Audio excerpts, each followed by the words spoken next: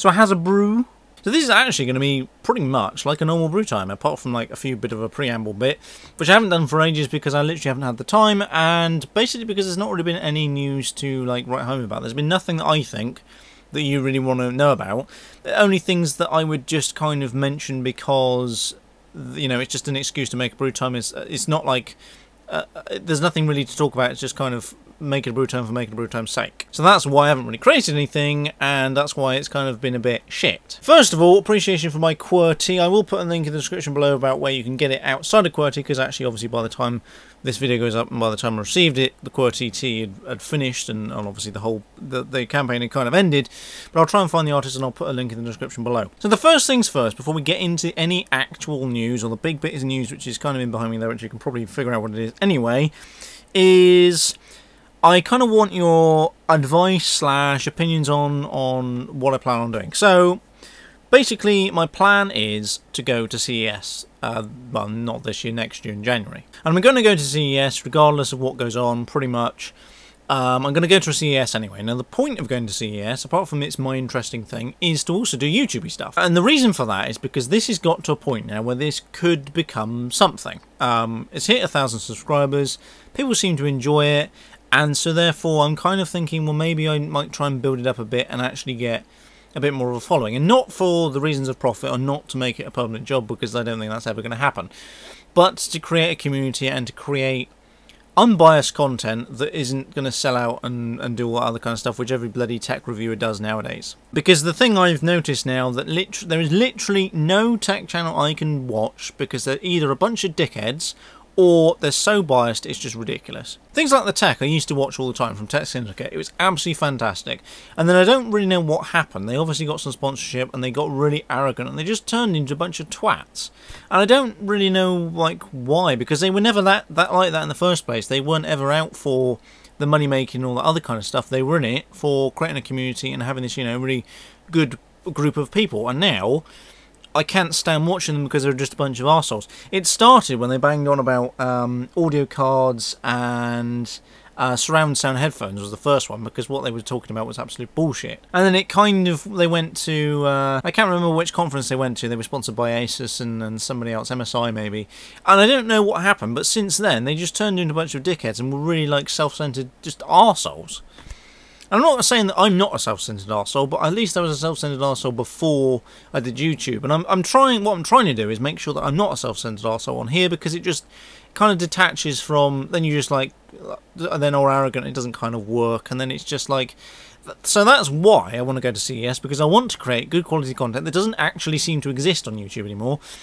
Things like Revision 3, that network's gone downhill now that Discovery bought them out. Things like Soldiers Knows Best aren't too bad, but I find he's just boring to watch. I don't find him that interesting to watch. And there's a couple of other YouTubers kicking around that are literally just self-centered dickheads. It's like, is it PewDiePie or whatever the hell he's called? Actually, I have to say, there's a few videos that I watched of his, and they were actually pretty good. But the rest of them, they were just a bit like, oh, look at me, aren't I so good, and look at my son, and all this other crap. I'm like, oh. I'll tell you who else I bloody discovered the other day. Mars Bar Gaming. He bloody did my fucking head in. Like, I don't know, I stumbled across it because I was looking for footage for Eurogamer, which is nothing I'm going to talk about. And I came across Mars Bar Gamer's channel, and I was like, what the fuck is this shit? And he was just such a dickhead. Like, I don't like personally attacking people because it's not fair and it's not nice.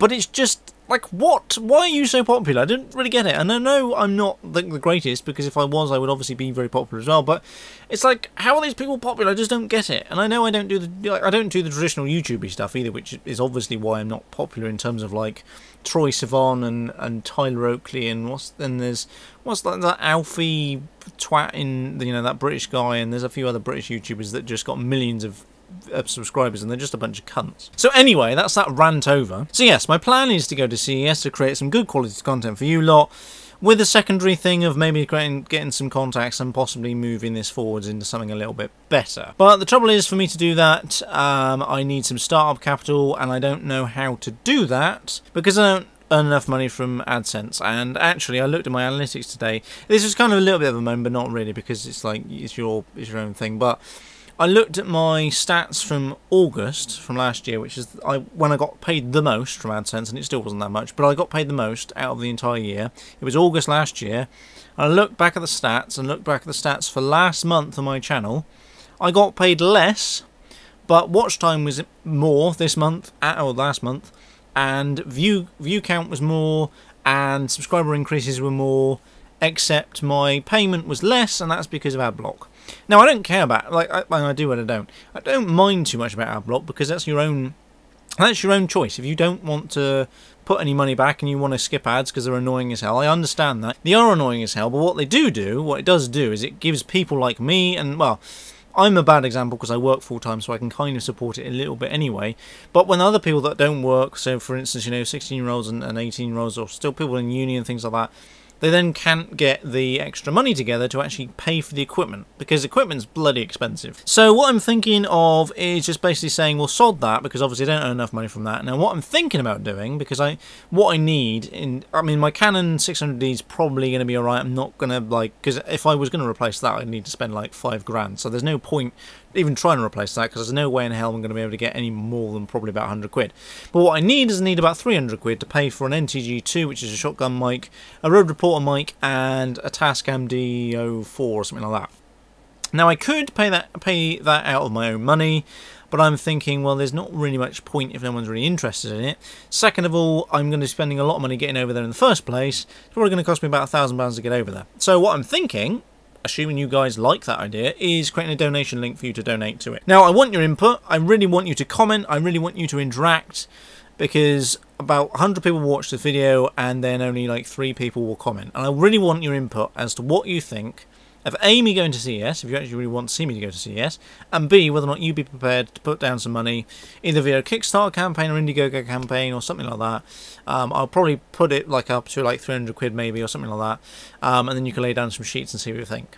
Obviously, if every one of my subscribers give me £1, that would give me £1,000, which would give me more than enough money for audio and video equipment, because it means I would probably sell my 600D and I would probably get something half reasonable, like a broadcast quality camcorder, which is what I'm looking for at the moment. I'm looking for a proper prosumer camcorder, which is going to cost me about 1,700 quid.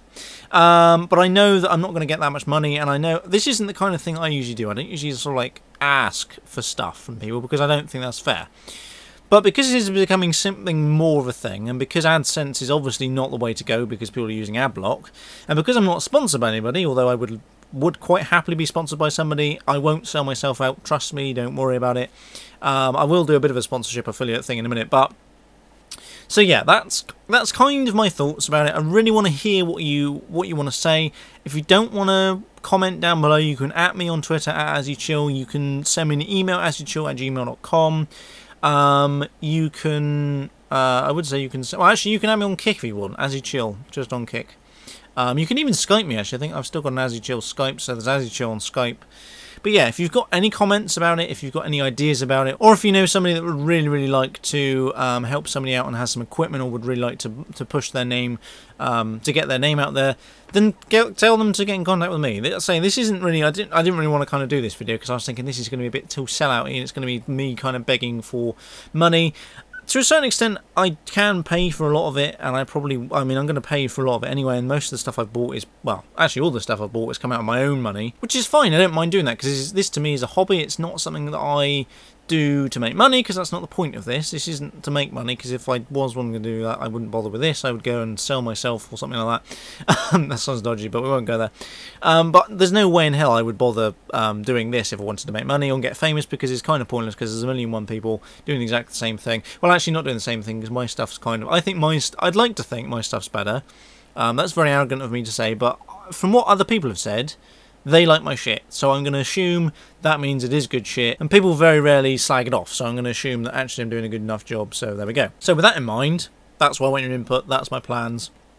And Eurogamer, I'm planning on doing a bit of a dry run at Eurogamer, because A, I'm definitely going to have a cameraman, which is something I need for CES.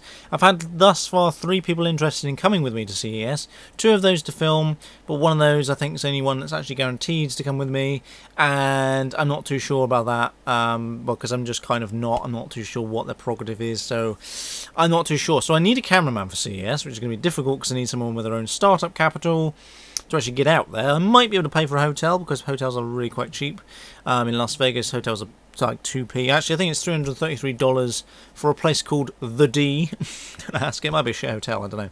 But it's an official CES hotel, so it can't be that bad. So yeah, I do need a cameraman. Now, I'm going to Eurogamer, that's the plan.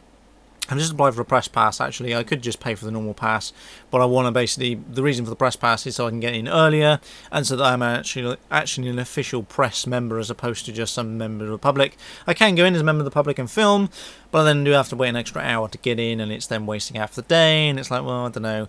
But I still do have to wait for half my cameramen to rock up. Thus far, I think I've got 5 people interested for doing camera work at Eurogamer, which is great.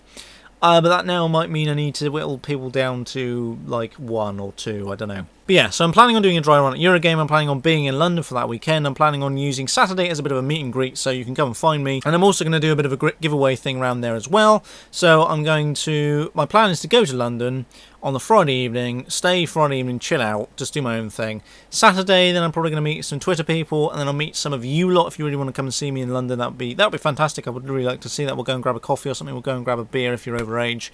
And I also might do a bit of a Twitter game thing whereby if you find me in wherever I am, I'll give you a Raspberry Pi or something like that. I'm probably going to carry a few Raspberry Pis, and hopefully, I'm really hoping that I can get Enigma Tees to hook me up with some t-shirts which I can give out. And you should check them out. Their stuff is coming soon. There's some really sweet stuff. I shall put a link in the description below. But I'm sort of waiting on them to release some t-shirts. They've got some really sweet designs coming out, and I'm bloody waiting for them to release their shit. Before we get into any actual news, the news I want to talk about, which is the Raspberry Pi Model B Plus, which you can see behind me there. I really want you to check out Rat Hosting, rathosting.com, for 2 reasons. Number 1, they're bloody brilliant, and number 2, I'm an affiliate now, but that's secondary to this, because I would only ever recommend something if it was effing great in the first place. Rat Hosting provides unlimited everything, so unlimited subdomains, unlimited hosting, unlimited domains, and unlimited emails, all for $6.99 a month, including a free domain, which is absolutely fantastic. They've got stupidly ridiculous uptime, like 99.9% or 99.99% ridiculous, and the support they provide is absolutely fantastic. You can at them on Twitter at Rat Hosting. You can just send them a quick email, and they'll be really, really great. There's actual proper humans in behind it. I've just signed up to them for my azure.com domain and everything there, but although it's kind of just a blank page at the moment, it's not really doing anything, because I need to have time to actually sort out my WordPress stuff. So if you use the referral link down below and use the discount code AZZY to get 10% off the lifetime of your order, so that's forever, which is absolutely fantastic. So yeah, go and check them out. So the actual piece of news that I'm going to talk about is the Raspberry Pi Model B Plus, which was launched today. Today being the 14th of July, is the Raspberry Pi Model B Plus, which basically provides more GPIO, so there's more pins for GPIO stuff. You actually now have 40 pins as opposed to the 26 that was originally on the Model B. You now get more USB, so you've now got 4 USB 2.0 ports as opposed to the 2 that were originally on the Model B. They've got micro SD as opposed to the standard SD card they had before. There's also lower power consumption by about 0.5 watts to 1 watt, which is a bit like so, it's not too bad. Better audio, so the audio circuit incorporates a dedicated low noise power supply, because if you remember with the original Model B, the sound output was absolutely abysmal. And it's got a neater form factor, and they've lined the USB connections with the board edge so that they sort of all look flush and great. Now this is really good. In actual fact, so good I'm probably going to buy one to give away, which is going to be good for you lot. Probably buy one to actually just use, because why not? What they've also done is they've increased the resolution to 1080p as opposed to 720. They haven't done anything else though, so it's the same processor, it's the same amount of memory, same amount of RAM, same graphical processing unit, same everything, same ARM chip. Nothing's changed, apart from the fact it looks a little bit different. It's got more USB, more GPIO, and generally is better. I'm going to probably pick up a couple to give away. I've already got 2 Raspberry Pis to give away, but I'll talk about that in a minute. But yeah, it looks absolutely fantastic. I think if you're still umming and ahhing about getting a Raspberry Pi, do it. For the simple fact that you can do all sorts of stuff with it. I really like it for home theatre PC. I like it for running just generally stuff, because it's quiet, it just does some really great things. The only downside obviously is there's no real compute power behind it, so you can't really run you can run an OS on it, but it's not really that great. You can't really browse the internet on it. It's really good for CLI stuff, it's really good for like network terminals, it's really good for little projects, little things, bits and pieces, little webcams, that kind of stuff, because it's a dedicated PC, but it's like a lot cheaper, it's only 30 quid. The only thing I really wanted to end on was that there is a competition coming. It is going to come. It's probably going to come at the end of... I said come too much then, just stop laughing. At the end of August, because I'm going to be camping at the end of July, so it's probably going to be the end of August now, for a big competition for loads of stuff, which is going to include a Google TV, which is actually over there, which I can't be bothered to get. It's going to include, there's 2 Raspberry Pis to give away, there's a couple of styluses to give away, there's a couple of these little bad boys to give away, which are like little micro USB to USB drives, which you can plug into your Android phone and your Nexus tablet and stuff like that. There's some styluses to give away, there's some mugs to give away, there's some tea to give away, there's some leggings to give away, which is a bit weird, but I'll explain that when I do my actual video, my giveaway video. So there's loads of stuff being given away, so keep an eye out for that. The reason for that is because I got to 1,000 subscribers, and I thought it would be a good thing to give back to you guys, and hopefully that can then tie into my fundraising campaign to not to get me to CES, but to buy the equipment to upgrade shit. So yes, before I go, make sure you comment down below, make sure you email me, make sure you at me on Twitter and let me know what you think. If you think I should go to CES, if you think I should do a donation link, great. And that's pretty much it. The only thing I want to end on is you should check out Pixelated Projects. So Pixelated Projects is an educational charitable organisation, and what they want to do, they haven't done it yet, they're sort of looking at getting funding and stuff like that, and they're looking at getting actual experts. What they want to do is provide cheaper, better education for kids in schools and stuff like that. They want to provide equipment that's a lot cheaper for people in schools and in the greater community and stuff like that, so they're going to provide experts. So somebody like me might come along and teach somebody some networking stuff, or somebody else might come along and teach them broadcast skills. Someone from BBC Radio might come over and teach them how to do DJing and stuff like that.